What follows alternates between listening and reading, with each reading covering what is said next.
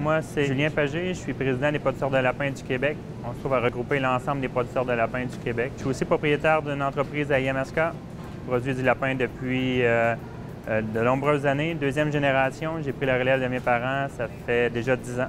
La mise en marché collective, ça a un impact majeur dans notre production. Étant donné qu'on n'est pas un gros secteur, il y a beaucoup de risques liés au marché. Le fait de se regrouper ensemble augmente notre rapport de force et augmente nos chances d'avoir des bonnes conditions de marché. Mon nom est Julie Rondeau, je suis copropriétaire de la Maison du Gibier. La Maison du Gibier est un transformateur de viande de gibier et de viande spécialisée. Notre marché se situe au niveau de la restauration et aussi des détaillants.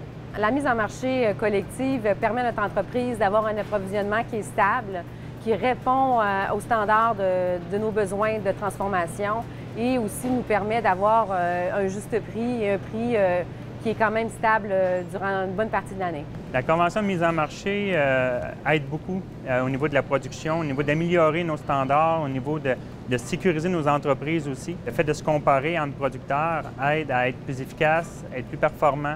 Bien, derrière moi, on a des beaux exemples de produits qui ont été développés en partenariat avec les distributeurs, des belles innovations, des produits qui ont des valeurs ajoutées. Un bon exemple de produit qui a pu s'adapter aux besoins des consommateurs, on parle du lapin oméga 3 ou d'un lapin sans antibiotiques.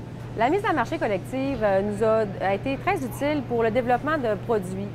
Lorsqu'on parle d'un développement d'un produit plus transformé, surtransformé, on a besoin d'avoir vraiment un standard de grosseur et de taille d'animal. On a travaillé avec eux, avec des éleveurs, et ont réussi à nous trouver un éleveur qui correspondait vraiment à nos besoins pour nous permettre de faire des produits transformés, comme on parle des produits cuisinés, ces choses-là. On doit avoir vraiment un standard qui est toujours égal à chaque semaine durant toute l'année. Sur la majorité de nos produits transformés de lapins, on retrouve toujours en partenariat avec les éleveurs de lapins le logo le Lapin du Québec qui se retrouve toujours sur nos emballages. Le fait d'être regroupé permet de regrouper nos forces au niveau de la promotion, au niveau de tous les efforts qui sont faits. On parle d'une seule voix.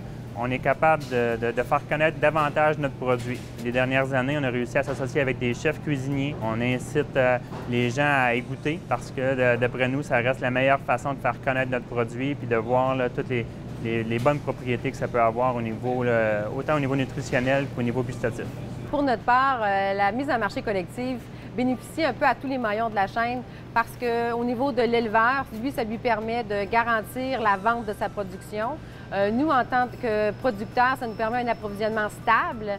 Et pour le consommateur, bien, pour lui, mais ça y permet d'avoir une plus grande diversité de produits puis avoir une disponibilité du produit à l'année. La mise en marché collective bénéficie à l'ensemble des maillons de la filière cunicole. On a beau vouloir dire oui, les producteurs, mais il faut que l'ensemble de la filière là, soit rentable si on veut une production qui est durable et qui va être là encore dans plusieurs années.